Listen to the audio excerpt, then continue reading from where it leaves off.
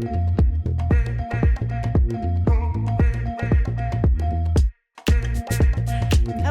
everyone. Hello. Hey guys, welcome back in to another episode of the Out of Our Minds podcast. Welcome back. It feels like Bella and I have been off of work for 5 months, but we literally took 1 week off. 1 week off recording. That was it. Yeah, because we double recorded 2 weeks ago. Yeah. I had family in town for a week, and now Bella has family in town for a week.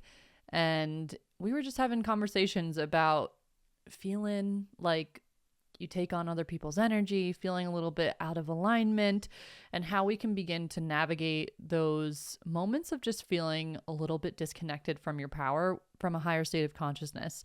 And I was on a walk yesterday and I voiced noted Bella and I'm like, I really want to talk about this topic because I feel like there's so much we can dive into here with having really deep levels of compassion towards yourself and having like your first instinct when you're going through a time of just feeling like, ooh, I'm feeling like there's a bit of energy circulating in my vessel, or I'm having this experience that maybe in the past I would deem as something negative. How can we begin to navigate that from this lens of like, okay, this is happening. Now, how can I begin to be with it from this state of love over fear? And this topic is so powerful to dive into because it's through this awareness that we create new tendencies of how we respond to those moments in life. And maybe in the past, a moment like this would pop up and we were quick to go down the shame cycle of like, I'm not doing enough. Why didn't I do this? Da, da, da, da, da. But now we get to view it from this lens of love and higher state of awareness of understanding that we are the being that stays the same the entire time. We are the power, the observer, the one that stays neutral. And the experience we have is like a storm passing over the sea. It's like clouds passing over a piece of land and shading one of the areas. The land doesn't change. It's just the passing experience of a cloud. So this is the topic we're going to be diving into today. We have a lot to discuss because we also want to bring in these beautiful teachings that we dove into with Sarah Zula on our last Omi's Oasis workshop, which was this past Sunday, and it was freaking powerful. Like, It was insane. It was a really, really powerful healing experience for everyone that was there, and then everyone that's going to watch the rerun in the workshop portal. But we're going to tie in some lessons and teachings that she brought to the workshop in regards to dissolving problems and the formula of what makes a problem. And we'll get into that later, but you guys will have a really tangible thing to walk away from after listening to this episode in regards to dissolving problems in your own life. So that's a little bit of an intro. Now let's dive into it. Where do you want to start with all this? I mean, when you shared that with me yesterday, which specifically what you were sharing was, just this idea of like, not over identifying with the bad days, not making a whole entire identity out of the things that happen to you, and to basically really understand from a higher perspective, from a higher state of consciousness, what it quote unquote means to ebb and flow and to have off days and just to like be experiencing the human experience, because it's one that is fraught with waves and all the crazy things. And what I immediately thought of was it really brought me back to, I spent many years engulfed in Zen teachings. And really when I had my spiritual awakening, I was reading Zen books and listening to Zen lectures, and it really built the foundation of how I was able to really move past like the typical attachments of life. And it was inspiring because it kind of brought me back to those very powerful, timeless reminders about just the beauty of non-attachment and being the observer but not the absorber of things that happen to you. And it's kind of like, it's those moments that you realize all the things that you've been learning and studying and awakening to, like they're meant to be practiced and lived in those moments. And I'm excited to talk about this because I feel like part of why both of us are able to live lives that are just, we feel generally peaceful and happy, and just, we're just like good with life in general, even when shit happens. It's not like we have these quote unquote perfect lives or whatever, but they become quote unquote perfect because we realize that, you know, it is all in the now. And all these ideas that you hear ad nauseum of like the power of now and the present moment, etc. It's like there's actually a really deep truth to those, and a very deep way to integrate those that help you to not attach to things and really unhook your sense of self and identity from the transient nature of life. So later, I would love to read some quotes from this book that completely changed my life, which is The Way of Zen, Alan Watts. And there's just these teachings that give me chills every time because they are so foundational to no matter what, like, you know, form of spirituality you identify with or how you look at life. It always reminds you about what it's all about. Like, it points to the actual thing itself that we're all seeking, which is this sort of illusory enlightenment, happiness, peace. Like, what actually is that? And for me, anytime that I'm having a quote unquote bad day, it's like I don't even really, I feel like I can't remember the last time, other than like many, many years ago, when I was like, God, today was a bad day. Like, I haven't had that thought cross my mind because of that idea of just being in the whatever is happening right now and seeing life as it is. And there's a time and place to know when to go deep into it, when to do like the analysis of what's happening, and when to just like literally let life happen and be the calm, conscious observer of it. And that's where you let the emotions pass through and you feel them, and you're not then labeling yourself as anxious. You're just a human being having a happening go through you. And so I feel like it's just been really beautiful to even, you kind of start to be thankful for the storms that happen because they always remind you of the most powerful lessons and presence and what enlightenment really is, which is happening in this exact moment in front of you, and you can't, you know, force it or contrive it. So yeah, I'm excited to like dive into this more just because it's something that I had, feel like, a phase of my life where I transitioned out of that victimhood mentality and that idea of having good and bad days, and just started the chapter of my life that was like, this is it. You're here. Yeah. Like, now do whatever you want to do, you know? That's really beautiful. When you read that book, I'm like curious because I can think back to like books and I'm like, damn, that book fucking changed me. When you think back to reading that book, like what was the big change that you experienced? Well, I just remember I was having this kind of really cool cycle of, it's like that feeling of revelation. You know this so well because this is one of your, I think, biggest gifts is like this desire for revelations. So when they hit, they feel so good. But I was just having these cycles of, it's just the lens on life completely changes. And I remember I have these vivid memories of being in LA and sitting on the beach and reading alone and just really feeling in my bones what it meant to observe and not label it. And I was just actually seeing existence without words. And because so many, the kind of like illness of the West, if you will, is this over-identification with labels and words and boxing things. And we think talking about life is living life, and it's just not. And it's like you can never, ever properly use words or, you know, a conversation to actually get what it is. It's going to happen in sort of this unseen inner experience that, yes, is facilitated by words, but ultimately the thing you're feeling is right now and you cannot force it. That's like the most fascinating thing about it, is it's a sudden awakening to what life really is. And I just remember feeling like I could see more clearly, and I just understood that everything around me, yes, I can call that a computer and I can call this a couch, but those are all really just a watered down, like labeled form of higher intelligence and like the oneness. And it's weird. It's like when you start to explain it, it like loses its flavor because it's just such an inward experience. But I just remember basically going from being hyper attached to life and to things and being enmeshed with like even family or drama or this and that, to being like, this is just what it is. Like even looking at the concept of evil and just not being so tethered to it and not being so like about things, you know? And yes, that still happens to Right. me today. Like we're all in that constant remembering, forgetting process. But I do think it basically installed a new software that turned into a hardware of like that, what you would describe as like a Zen view of life and very deep detachment, which is very powerful. Wow.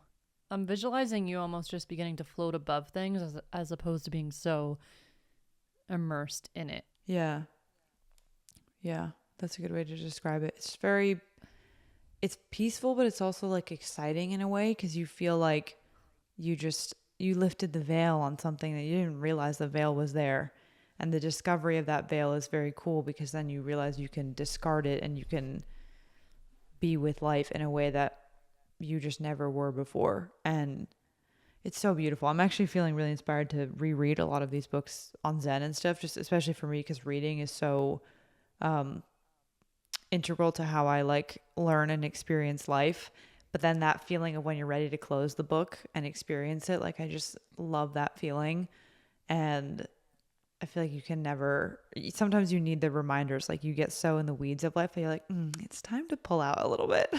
Yeah, those are like the foundational teachings. Yes, exactly. They're the foundation. Exactly. Like they are like, they set the stage for everything else on top of it. That's why I feel like it makes sense that I had that time of being in the teachings, in the studying, and that it's totally paved the way for how I live life now. It's like totally a part of me because it's really the universal like capital T truths that then the storm comes and you're like, I know how to deal with this. Yes, you pick up new tendencies of like Yes. how you respond to that. Right.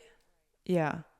That's how I feel about Michael Singer's teachings. Like when I was first going through the first few phases of my awakening of like recognizing that I wasn't my thoughts, those teachings gave me that sense of like, I had the same experience of being on a beach in LA. Peter and I were sitting in little beach folding chairs and we had just moved to LA. And I think I've shared the story before, but I started reading The Untethered Soul and I opened that book and read the first chapter and literally felt myself detach from the thoughts of my mind. And Yeah. it was that same type of sensation of just like floating above it. And I was dealing with a lot of anxiety at that point, a lot of fear, a lot of doubt. And all of a sudden I just started to see that that wasn't who I was. I was the one experiencing it. And it was the storm passing and I was able to have that moment of separation.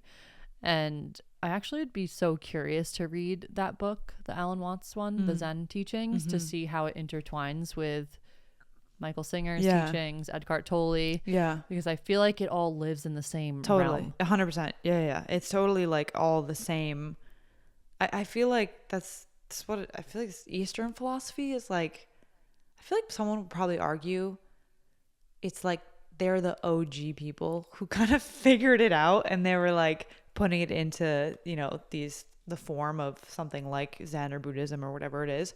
But yeah, you would love it. I think it's cool because it's more like Power of Now, Eckhart Tolle. He's for sure, all of those teachings are, I mean, they're universal. Like you don't have to identify them with any label of even Zen, etc. But because it is like formalized and focused, it's cool because you can see that it goes almost even like deeper into, it's like if you read Eckhart Tolle Power of Now and you wanted to go even like a layer deeper of like, where is this even coming from? Like, how can I almost prove this to myself, if you will? That would be like what Zen would provide, is like the even deeper layer of how this philosophy and way of living is explained to students, or like what is it to live in Zen, and then you'll be like, oh, that's what Eckhart Tolle is talking about, that's what like Michael Singer is, and ultimately we're all channeling the same realizations. Yeah, that's really powerful. Yeah, I do kind of feel like the foundations were figured out a while ago. Oh, And yeah. now we're kind of like overcomplicating things, and there's like all these beautiful simple teachings, like here's Zen teachings, or like I don't know, all these Eastern philosophies. But it's like, no, our ego wants like the shiny, like Right. pretty teachings that like are all westernized and Yeah. have like the golden like the red ribbon on top, and Right. it's Or like like the tied in a pretty, psychedelic thing, yes, like just making but it it's all so, so simple. it's so It simple. is. Yeah. And when it comes to like having these off moments, it is the ability to be with it without the labeling and without the judgment of it that allows it to just be. And I think a lot of people are drawn to the workings of like raising your vibration and like manifesting and Yes. attracting your desires, which is beautiful. Like that is such a beautiful part of this path, and it's something that I really stand behind, that we're meant to all learn those powers of how to really magnetize those timelines towards us. But you cannot do that without understanding the other end of the spectrum, without Yes. understanding how to actually be with the other end of feeling, the Yeah. quote unquote lower. And I know it can be controversial to talk about vibrations and feelings from a sense of like lower and higher, but I see it as like the way you would describe hot water and cold water. Like it exists, it's Yeah. there, but one is not better or worse than the other. They just Right. are. Yeah. And obviously we have a preference of what feels good to us. Like you get in the shower and you turn on the water, and obviously you're not going to take a fucking steaming hot shower and come out all burnt and be like, what the fuck was that? You have a preference. I personally like to burn myself in the shower. I actually do too. The times that like Peter and I will shower together, he's like, what the fuck are you doing? Like Yes. turn that down. Yeah. I think all girls do that. They like literally want to melt in the shower. I'm like, I don't know what it is. It just, yeah. Anyway. Oh yeah, I put it on the hottest it can go. But same with emotions. Like there are, I know it's like controversial to say negative and positive, but they just are. Like there are emotions that you are vibrating at a lower frequency, a lower vibration, and to be with that and to understand how to actually be present with that without labeling it as good or bad, and it just is, and to be that vessel that can hold that energy without attaching to those stories and becoming the energy itself, is such a powerful practice. Yeah. And then I think this is the thing that has allowed me to, as an emotional with my human design, like I'm always having these ups and downs. And in the past, like going through a down, I've talked about this before, but it would last like months. And I would just go into these cycles of self-sabotaging because I'm like, oh, I feel shitty. Like, and then I would just go into this whole world of I feel shitty and do all the things that support me feeling shitty and that make me feel more shitty. But now when I'm experiencing, let's say like I just was with family for a week and maybe I wasn't working in my regular routine and we weren't on our weekly calls, so we weren't tapped into that energy, and I started to pick up energy from other people. I'm very proud of myself because I definitely was not triggered at all the whole week and maintained my peace and my happiness and just presence with my own energy. But then there were parts of me that started to feel a little bit disconnected to like my true, like highest self. And then I realized you're never disconnected from your highest self. You only feel disconnected when you're identifying with the passing experience of feeling off. And you can be a big enough being to feel off and still remember that you are the one observing the energy of offness and you are the one holding that energy, and you can be a big enough being to be with that frequency and with that vibration and to maintain that connection to who it is you truly are. And that's what I felt really inspired to talk about when I was voice noting you, because in the past it would be me identifying with all these stories and making me feeling off mean something about me. And I know I talk about this so often, but I swear, like, if you can really just let that land, it has such power to change the way that you respond to feeling off. Don't make feeling off mean something about you. Don't make feeling an emotion mean something about you. It's like if the earth were to say every time it rained and there was a thunderstorm, like that we're this weak, powerless thing. No, it's still like Mother Gaia. It still remains as this like powerful, beautiful consciousness. And the weather is just a passing experience.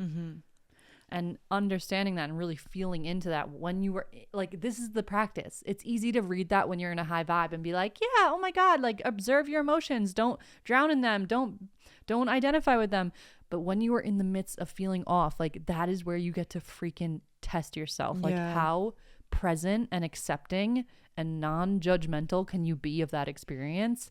And you will see as you practice that, your tendency and the way that you respond to those emotions is going to continuously evolve. And what maybe took you 6 months to get back into quote unquote alignment takes you a week or maybe a day. Mm-hmm. Yeah. I'm working my way up. The timeline is shortening. Yeah. I think what's kind of interesting is it's like, I agree. I think with the whole idea of negative versus positive emotions, or even just, let's say, good versus bad, is like 100% there's this idea of there's a either a spectrum or duality, or like there are things that in the human experience cause discomfort or literally cause harm, etc. And so there's seeing on kind of like the ground level that yes, like it's possible to feel things that are literally the opposite of joy and happiness. Like we know that they feel different from, let's say, the quote unquote higher vibrational feeling.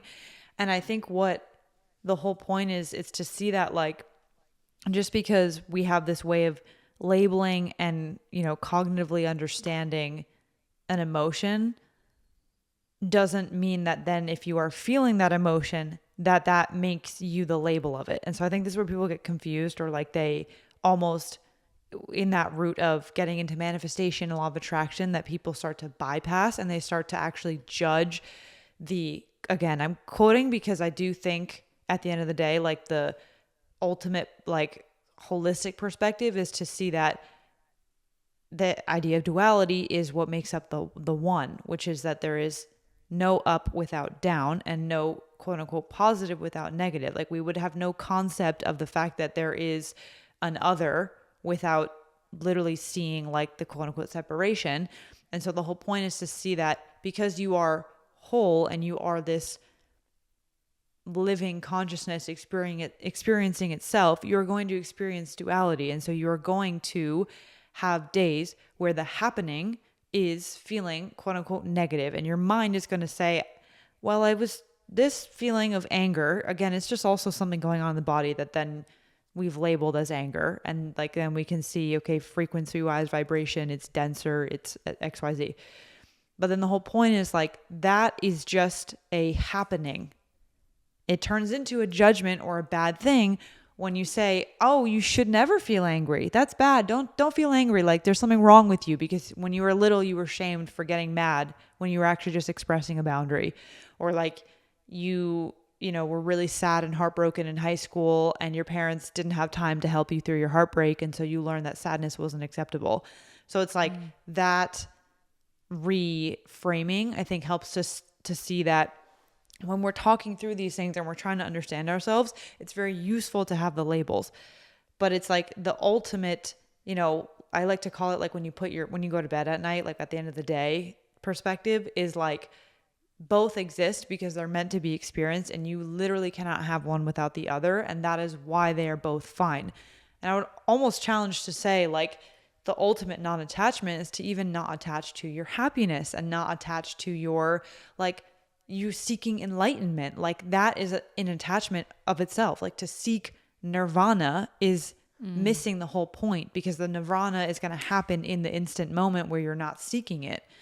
And that's what can help you to understand, like, just because you're, you know, ascending and you're manifesting and you're attracting yourself to higher vibrational things does not mean that they go away. It's like, this is my favorite Alan Watts quote. I think the top one is that you can't become more sensitive to pleasure without becoming more sensitive to pain. And it's the whole duality thing of like, as you become more tuned into immense levels of joy and happiness and these wonderful, you know, feelings or sensations or experiences, which some of them I think are just our natural state, you also will become very sensitive to the opposite ones. And at the end of the day, it's like ground level, they are quote unquote opposite. Like top level, they are just part of the whole grand pie. Wait, let's talk about that more, because that is such an important part of this. The sensitivity aspect we talked about in Sensitivity as a Superpower, episode, I think it's 19. number 19, is it? Yeah. That was a good one. That is so freaking important, because let's reference the manifestation journey again. When you are doing this practice of attuning yourself to those higher frequencies, you are quite literally becoming more sensitive. And to know that shit is going to come up. Like if you're doing the work of really tapping into like your most authentic self, that is you declaring to your soul, like, I am ready to heal. I am ready to feel. I am ready to really embrace my humanity at a different level. Yeah. And with that comes the journey of the pain, of feeling into it. And I think the most liberating part of the path is when you learn to lean into your emotions. Yeah. And when you learn to see them as the carriers of wisdom, because that's where you actually pick up the knowledge that then allows you to experience the other side. And I know we're talking about this like high and low and negative and positive just because it's easy for us to conceptualize and talk about with our logical minds and be able to converse about this, but it all is one. Yeah. You expand your experience of the oneness both in both directions. Right. So I think the teachings that I'm personally really thankful of are learning how to lean into the full spectrum of the experience without defining myself by it. Does that make sense? Totally. Totally. Yeah. What's coming to mind is maybe we can bring in the Sarah's formula for a problem, which I thought was, I mean, so simple. And so it really just automatically kind of helps you understand everything we're talking about, which is, so for a quick context again, Sarah Zula, Nikki has worked with her extensively. She came into the Oasis Duo workshop. She's an incredible subconscious freedom coach and teacher and all the things.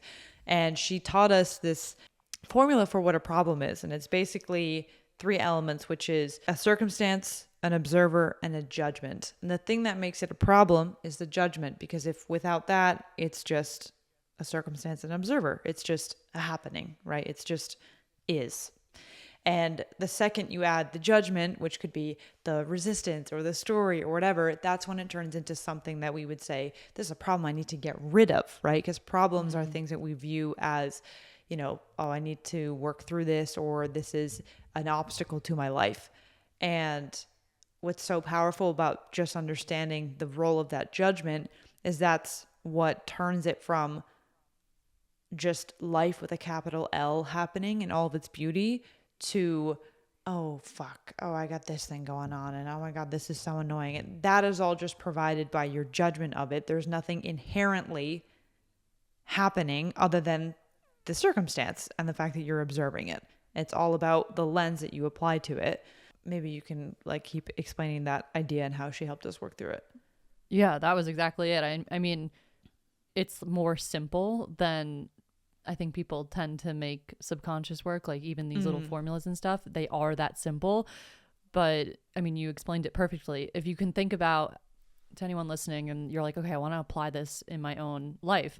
Think about something you would label as a problem in your life and begin to just notice the circumstance and begin to notice how you feel about it and begin to notice just what that actual occurrence is, just at face value, and see it as neutral. And then start to bring in the judgment aspect of it.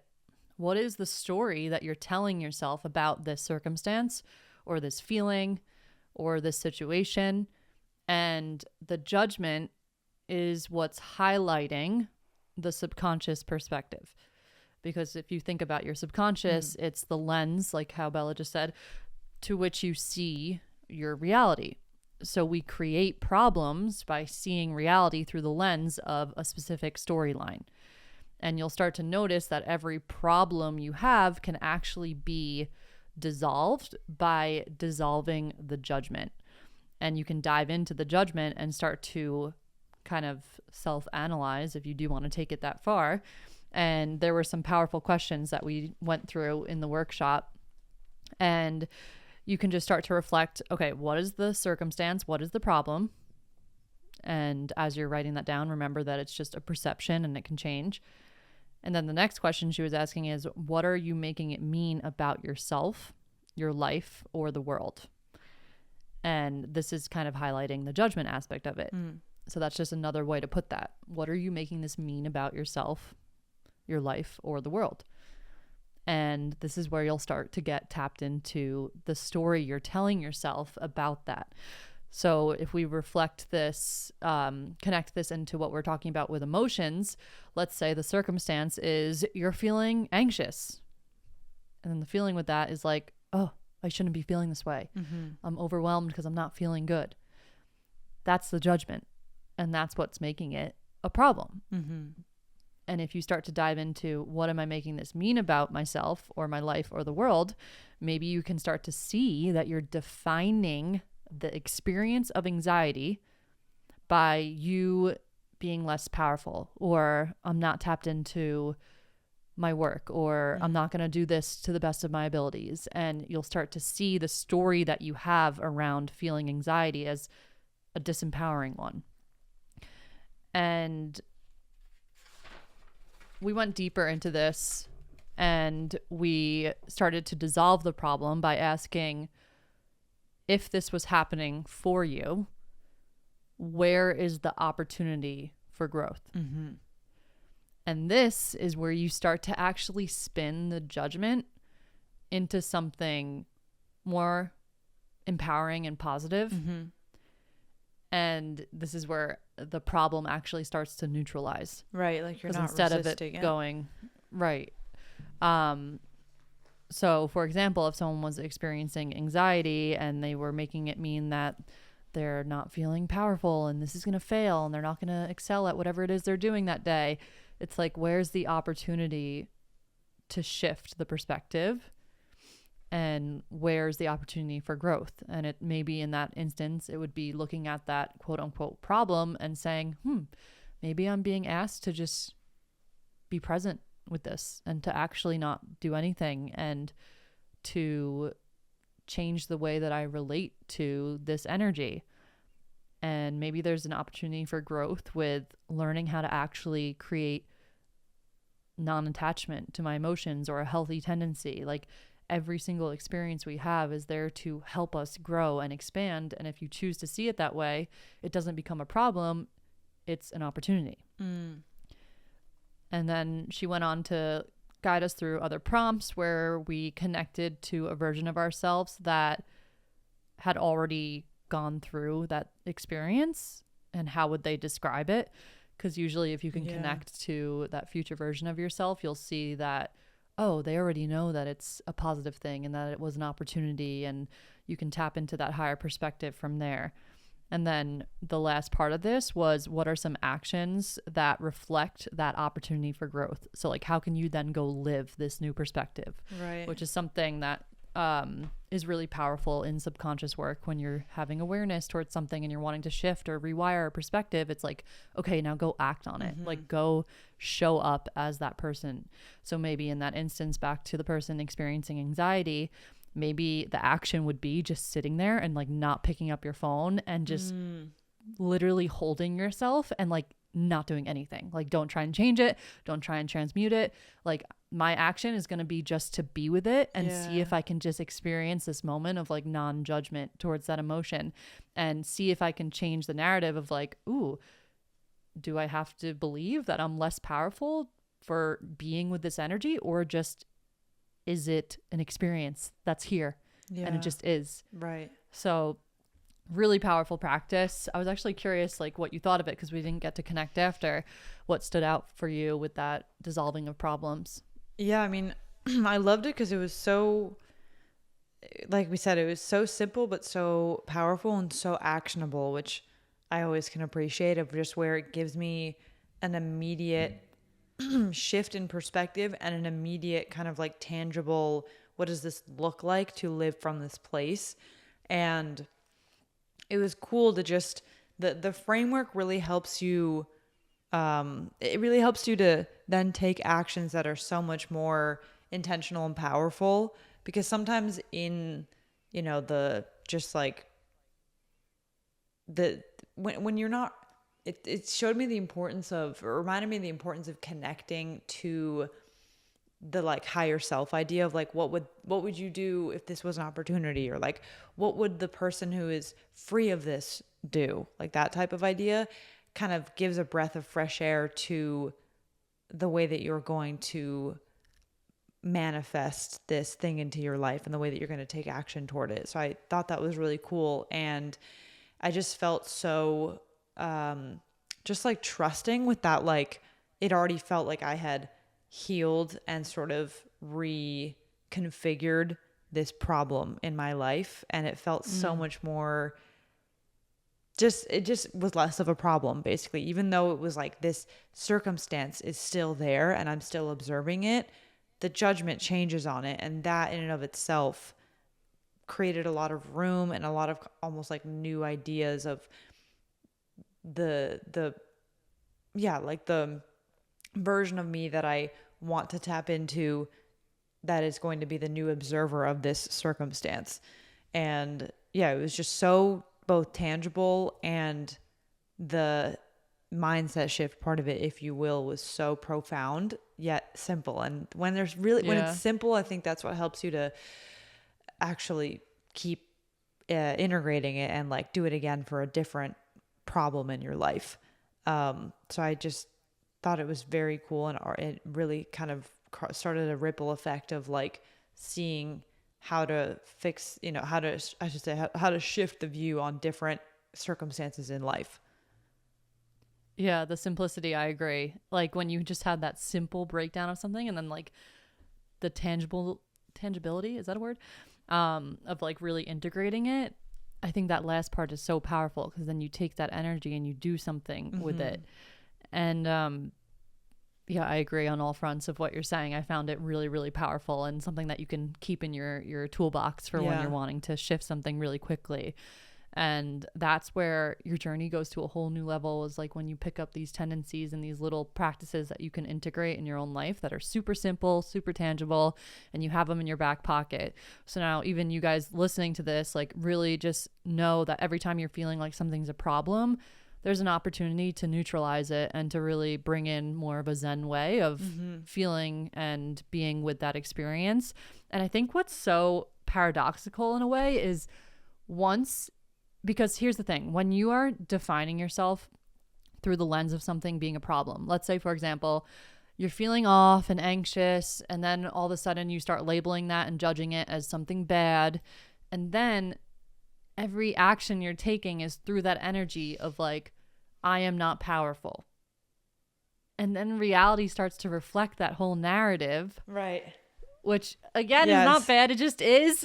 Yeah. But this whole process of sitting there and shifting out of the problem and thinking from that higher state of awareness and accessing a more neutral story actually allows you to shift your energetic state, and then you take action from a more neutral place or an empowered place. And let me explain this with an example, if this is still confusing. To the example of the person feeling anxious, I can speak from personal experience. I think the reason why I would spend a lot of time almost like not stepping into the place of just like observing and being with it and not attaching to it, and I found myself attaching to all of the emotion, is because I would define the judgment that I had towards that was like, this is bad. And then I would go on and live life through, well, I'm not, like, I am bad, and I might as well just do a bunch of things that are in alignment with like being in this bad state. Right. And it was like this very, I'll say self-sabotage, but that really was an underlying self-protection mechanism. And when you go and you separate yourself from, wait, this isn't a problem, it just is. Yes. You neutralize the feelings around it, and then you get to show up as just like how you want to show up. Right. Like whatever you want to do comes from a place of like that experience being totally okay. Yes. Is this landing what I'm saying? No, it makes total sense, because it's removing the label from it. And a lot of times the label and the identification of being like, I feel shitty, makes it so that then you like literally do things to perpetuate the feeling shittiness. Yes. So it's Yes. interesting because it's like, well, if I just accept my feelings, then like how do I like transmute them, or how do I not just like wallow in life? And it's like the whole point is you're completely removing the idea that like you are in this state that is like a problem and is bad, and you're just Right.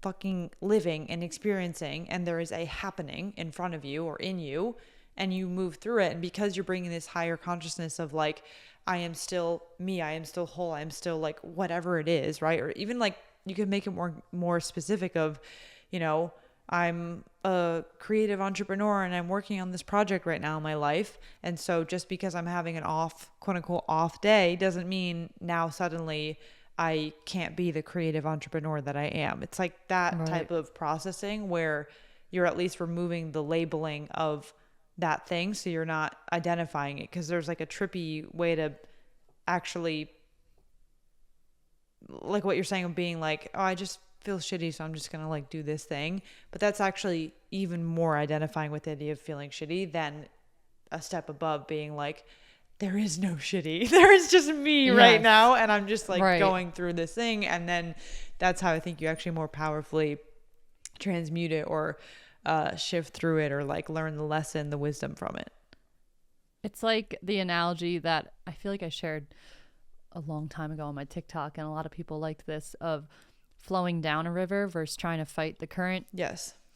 Like your emotions are there to help you on your path, and when you are resisting feeling them, or maybe the flip side, whatever it is, whatever the flip side of not being present with it is, you're trying to like push yourself up the river and fight the experience. Yeah. When all you have to do is just turn around, Go with put the it. freaking rose in the boat and let it take you.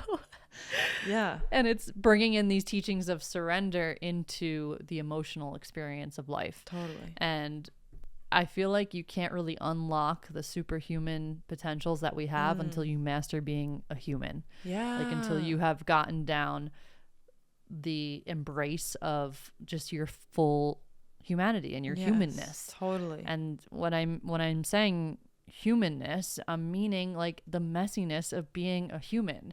You can't bypass all of the humanness and then think that you're going to be able to access like your full potential and like reaching your goals and being on your soul's path. Like that journey is embracing every freaking part of yourself and bringing in love to all of those angles of self. And this conversation is super healing for me right now, because I definitely was catching myself like thinking more negatively about not feeling like tapped in or tuned in. And then I'm like, wait, this is actually an opportunity and an experience that's here for me. And I get to just sink into it with love and acceptance and compassion. And you feel almost like, I walked through one of my clients in a meditation the other day, and I loved this visual that came through as I was speaking. And I'm like, oh, where'd that come from?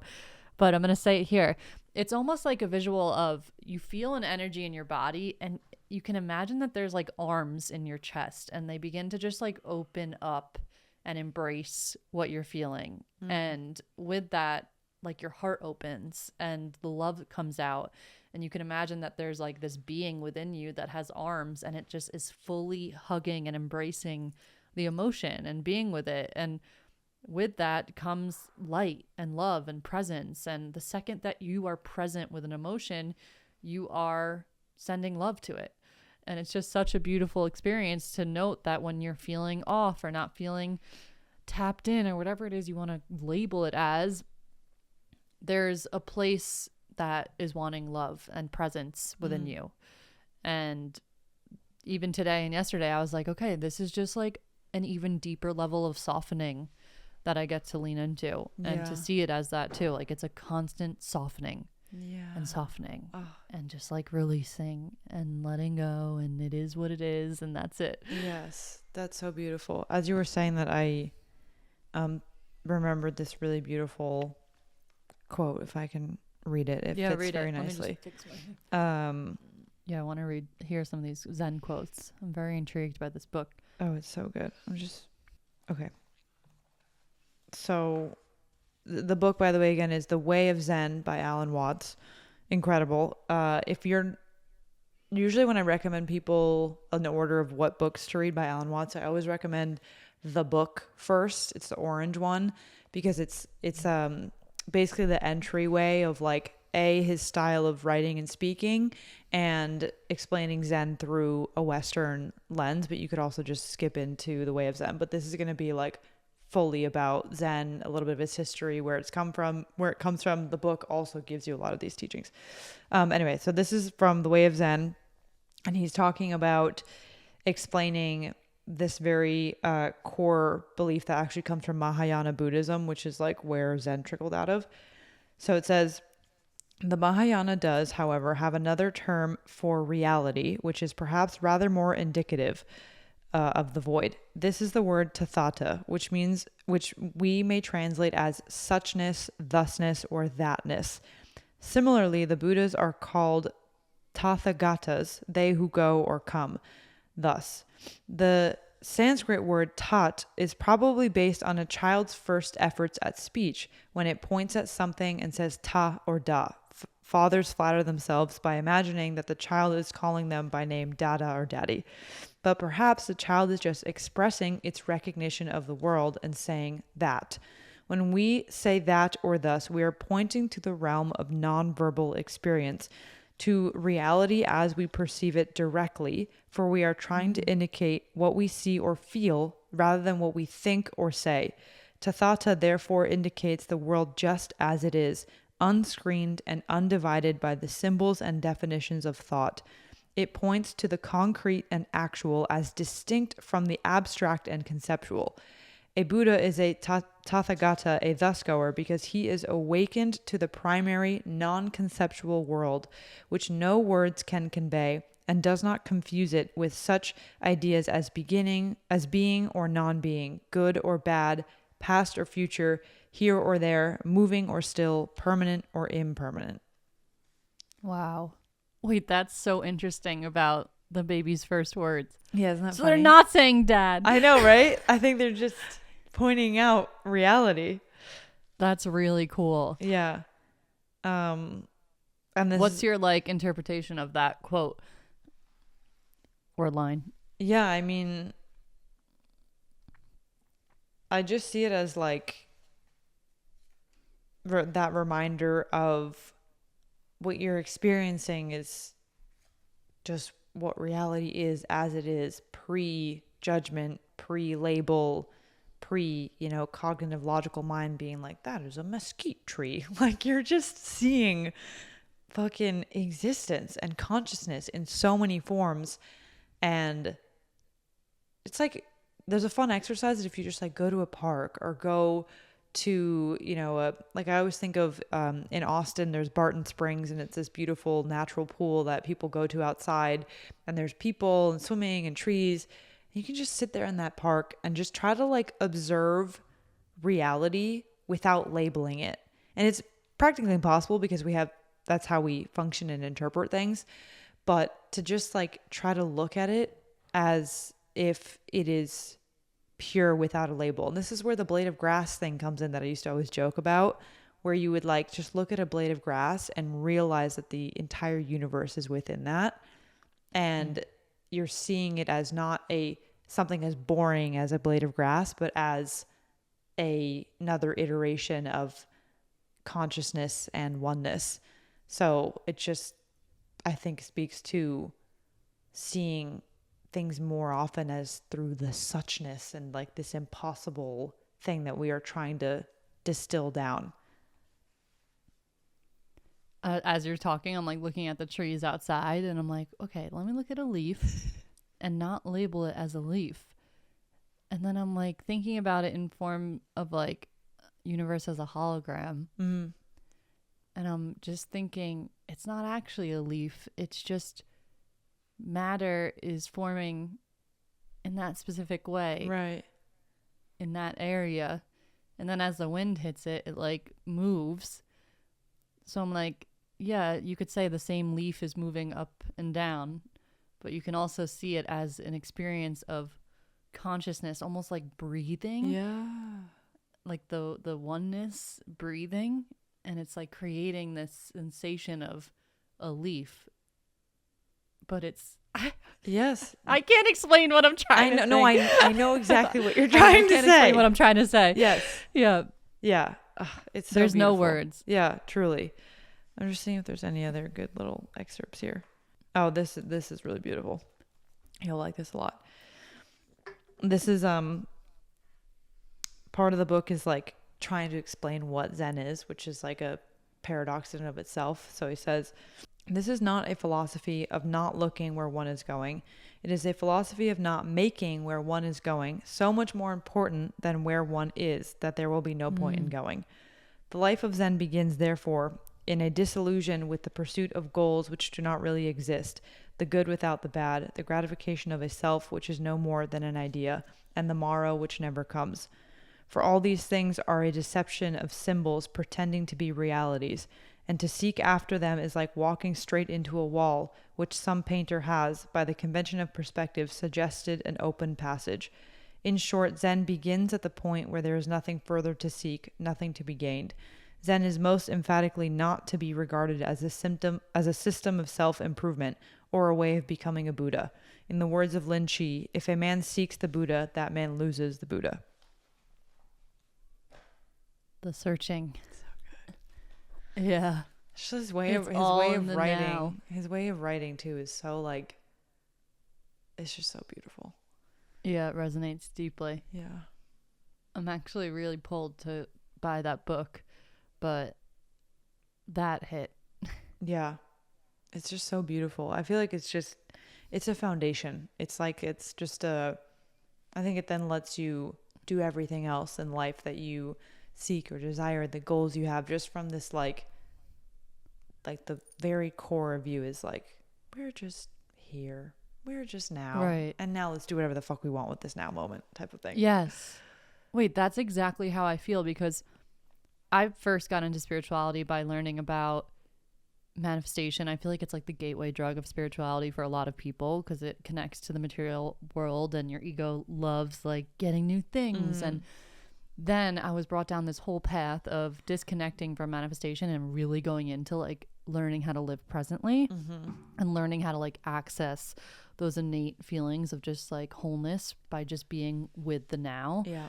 And it's interesting that I was brought down that path first and then that one, but it's almost like my soul was like, no, you can't go into the path of like learning how to call things in and attract without actually learning how to be present, because one cannot exist without the other. Right. And if you're using manifestation to constantly escape the present moment, you're going to be on a hamster wheel and it will probably feel very difficult to actually attract those things to you.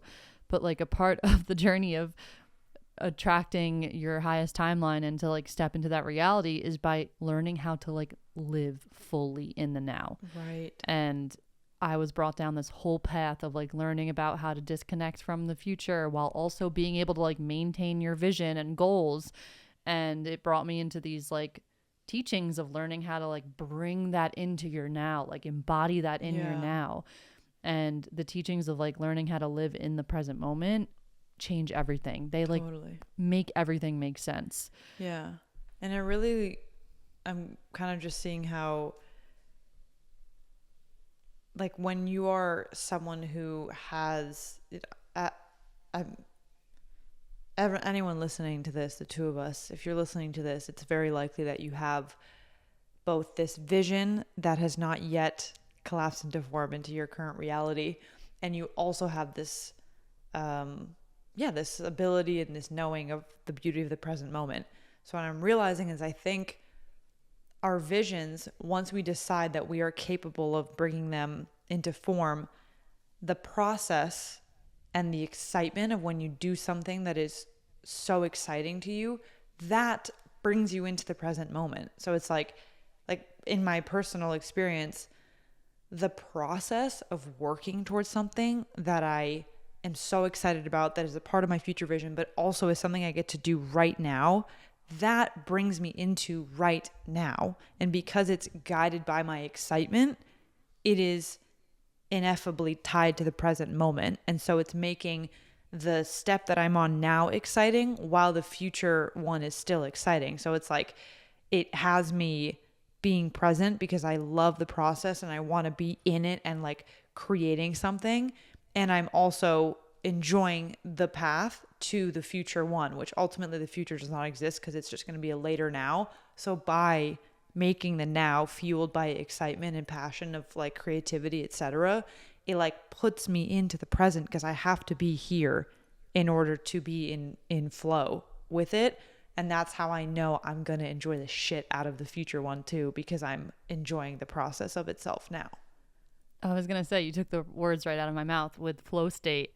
Like, you can't really achieve that big vision without being in the present moment, because that's how you access the flow state. Mm-hmm. So that big picture that you have is just you building up multiple segments of being in the now and tapping into flow state. Right. And we access more of the flow state the more we detach from the future. But also, like, I find that having that vision is such an important part of the path. Yes. Because it's your goalpost. It's what allows you to know, okay, this is my goal, this is my vision. And this is where it can become almost a little bit controversial with these Zen teachings and Eckhart Tolle. Like, you take what resonates with you and you can leave the rest, and you can integrate in one way and integrate your own way of being in a different way in your life. And I find that with like goal setting and achieving your dreams, sometimes these teachings will make you feel like you shouldn't have goals. I don't know how you feel about this, but I know with Michael Singer, his whole life is him surrendering into life and just saying yes to everything that felt good. Mm-hmm. And he ended up being a freaking like millionaire running his own tech company. Mm-hmm. And he says that he didn't think about any of it. Like, he just let life unravel and he kept saying yes. And there's a whole book called The Surrender Experiment where he literally brings you through his entire journey.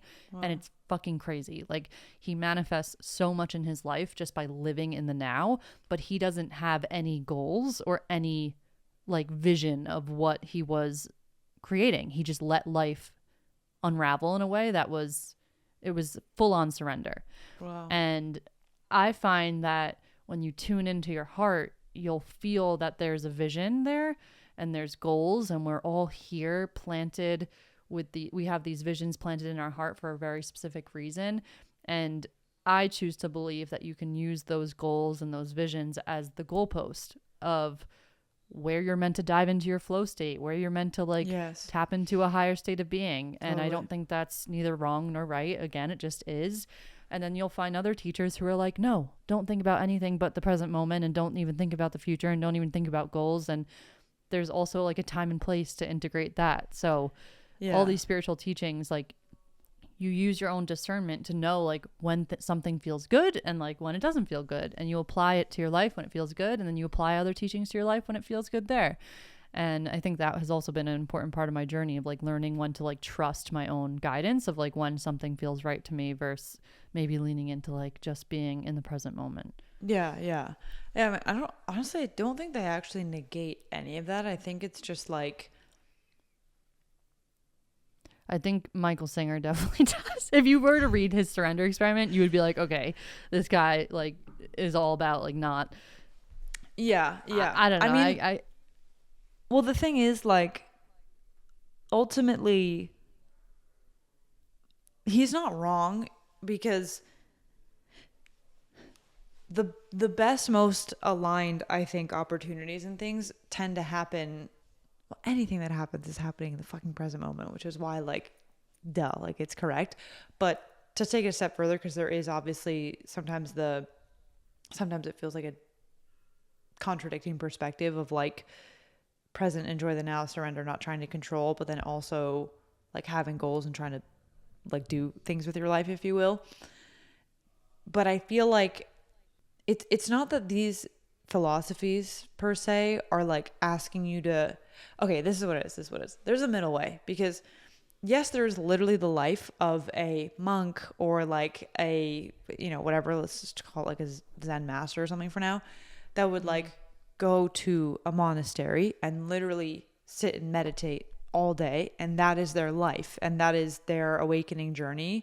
And they're not in our like capitalistic Western world, so to speak, where they're like going to a job in the way that we view it. And their work in this life, so to speak, is to just be in that's just their path, right? So I feel like the thing is everyone is on a certain path, and whether it's the monk who's going to meditate under a tree for 12 hours a day, or is young women who want to have an impact. And because we, you know, I don't know, we could be wrong about this, but it's like if we feel like we're tapped into our heart and the visions we have are a divine gift, then we are brought into the present moment and into our divinity by following that and working on it.